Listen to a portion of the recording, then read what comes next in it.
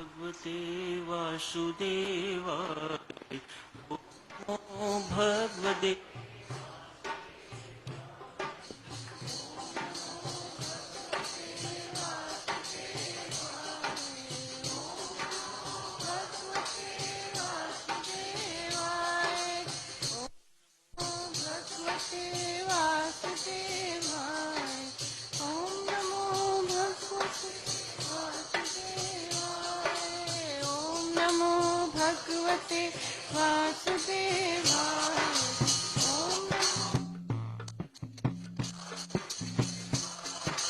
ओम नमो भगवते वासुदेवाय ओम नमो भगवते वासुदेवाय ओम नमो भगवते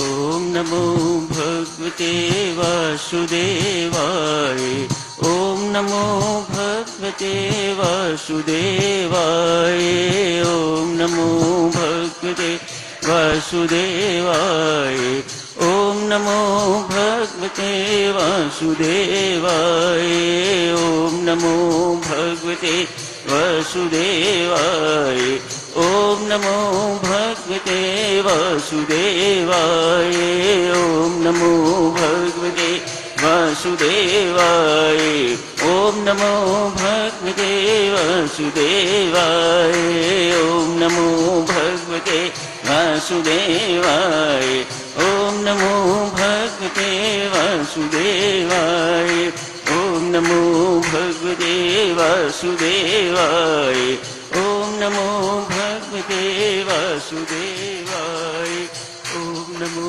भगवते वासुदेवाय ओम नमो भगवते वासुदेवाय।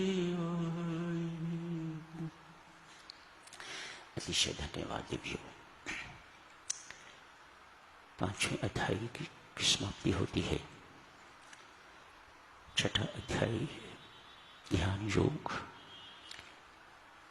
अभ्यास योग, आत्म संयम योग, ये सब छठे अध्याय के नाम है।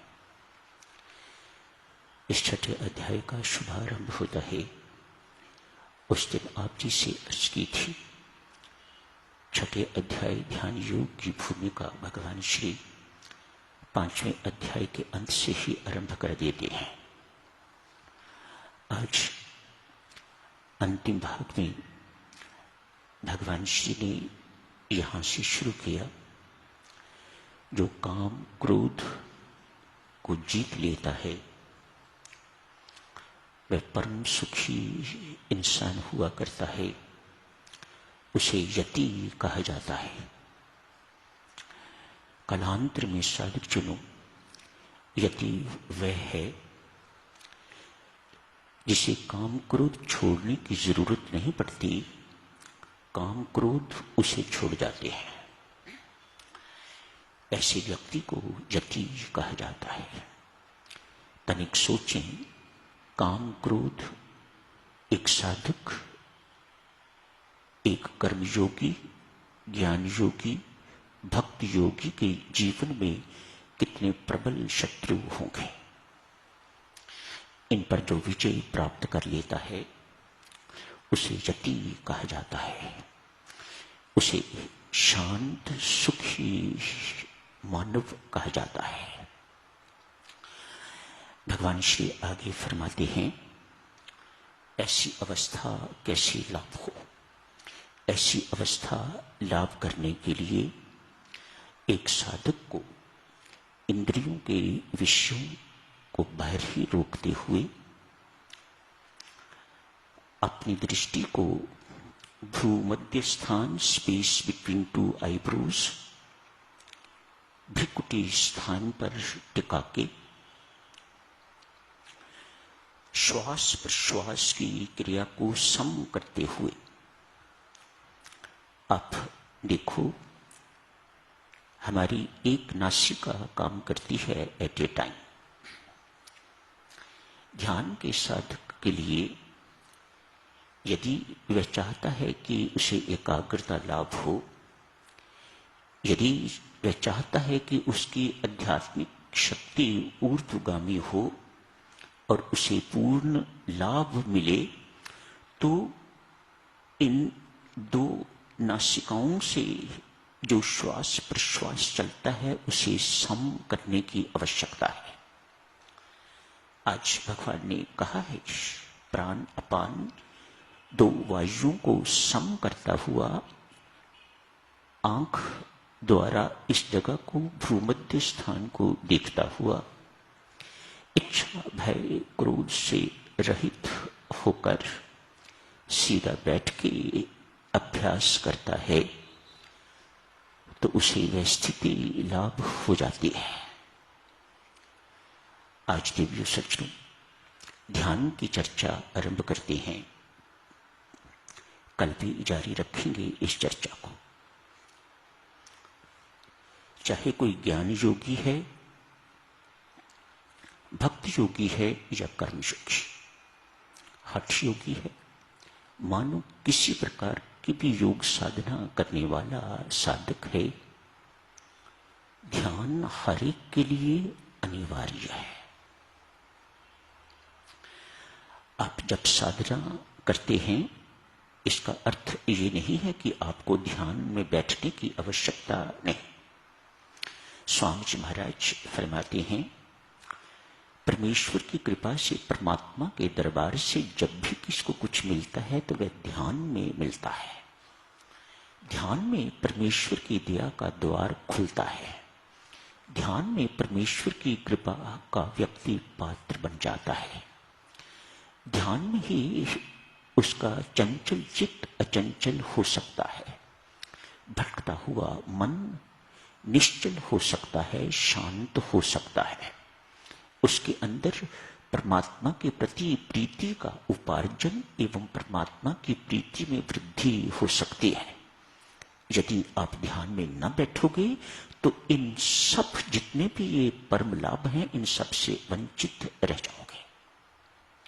जब साधना तो आपकी चल रही है, उसका अपना लाभ है साधक जनों, उसका कुछ उसके विषय में नहीं कहा जा सकता, लेकिन ध्यान का जो लाभ है उसे झुठलाया नहीं जा सकता। उस परम लाभ को हर साधक को लेना चाहिए। सुबह शाम ध्यान के लिए हर साधक को बैठना चाहिए। Must sit for meditation daily, twice a day if not thrice.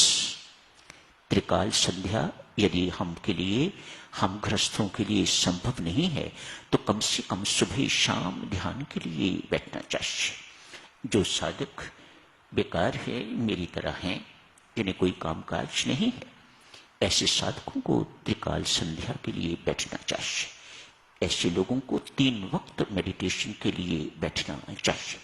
परमेश्वर की कृपा है कि उनके पास समय है। ये समय कौन देने वाला है? वह परमात्मा। और यदि उसके दिए हुए समय को उसके लिए उपयोग नहीं किया जाता तो हम सच्चे ही तो नहीं है। अतएव 3 दफा जो साधक अफोर्ड कर सकते हैं, छोड़ो साधक जनों गप्पे मारना, इधर उधर समय व्यर्थ गंवाना। हमारे पास समय की कमी नहीं है, हम व्यर्थ बहुत गंवाते हैं। यदि व्यर्थ न गवाया जाए समय, तो हमारे पास समय की बिल्कुल कमी नहीं है। परमेश्वर ने पर्याप्त समय हर साधक को, हर व्यक्ति को दे रखा हुआ है। क्या आशय है साधक जनों इस ध्यान का? आइए उस दिन से शुरू करते हैं जिस दिन हमें स्वामी जी महाराज दीक्षा देते हैं। उस वक्त ध्यान की विधि वे समझाते हैं। ध्यान वह समय है जिसमें आत्मा परमात्मा के साथ अपनी एकता स्थापित करता है। पुनः सुनो, क्या समय है ध्यान? जिस वक्त व्यष्टि आत्मा समष्टि के साथ एकता, एक लाभ करता है, उसका अनुभव करता है, अनुभूति करता है, वह सभी ध्यान का समय। साधक होना बैठे हुए साधक जनों, अब कोई आप बच्चे तो नहीं हो। विद्यार्थी तो हमें सदा ही बने रहना है, लेकिन केजी के विद्यार्थी तो नहीं, आगे भी तो बढ़ना है। इसलिए आज ध्यान संबंधी थोड़ी ऊंची आगे की बातें, पर शुरू तो आपको शुरू से ही करना होगा। स्वामी जी महाराज फरमाते हैं, ध्यान में बैठने के लिए परमात्मा को अपने अंग संग मानिएगा। मेहरबानी करके इसका अर्थ समझिएगा। जब आप जी से कहा जाता है परमात्मा को अंग संग मान के, तो झुक के परमात्मा के श्री चरणों पर अपने मस्तक को रख के प्रणाम कीजिए। कहाँ है वह अंग संग? कैसे अंग संग मानना है? आपके भाव उस वक्त किस प्रकार के होने चाहिए?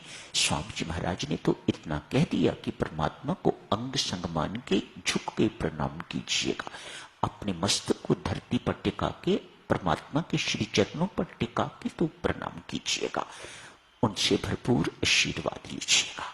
आप बहुत बड़ा काम शुरू करने जा रहे हो। ध्यान, अंग संग अर्थात वह परमात्मा हमारे भीतर है, बाहर है।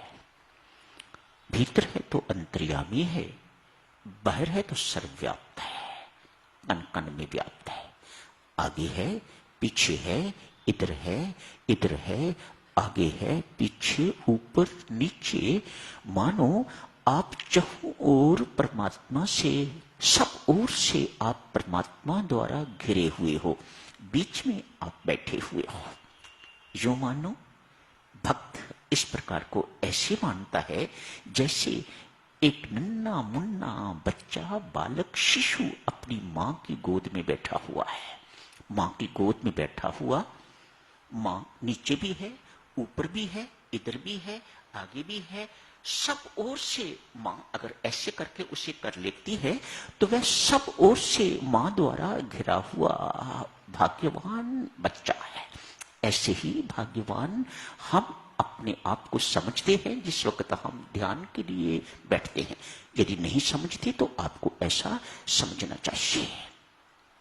परमात्मा को अपने अंग संग मान के झुक के करो प्रणाम।